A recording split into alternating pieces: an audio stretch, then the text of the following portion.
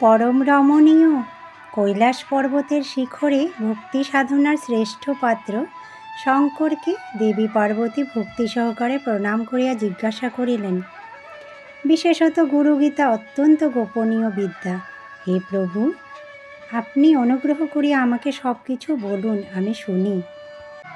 কোন পথ অবলম্বন করিলে দেহাত্মা অভিমানী জীব ব্রহ্মময়তা প্রাপ্ত হইতে পারে? হে ব্রাহ্মণ, আপনার শ্রীচরণে প্রণাম। আপনি কৃপা করিয়া আমাকে উক্ত তত্ত্ব অবগত করান। শ্রী শঙ্কর বলিলেন, যাহাদের দেবতা তথা শ্রী গুরুদেবের প্রতি পরাভক্তি আছে, মহাত্মাগণ তোমার কথিত অর্থাৎ জিজ্ঞাসিত বিষয়সমূহ তাহাদেরই নিকট প্রকাশ করিয়া থাকেন। হে দেবী, তোমার প্রীতি সম্পাদনের জন্য আমি তোমাকে গুরুগীতা বলিতেছি।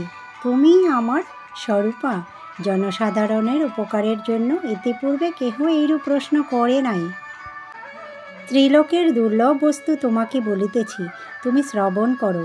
শ্রী গুরুর কৃপা ব্যতীত সামান্যতম বস্তুও লাভ করা যায় না, ইহা অতীব সত্য। শ্রী শ্রী রাম ঠাকুরের শ্রী গুরুগীতা।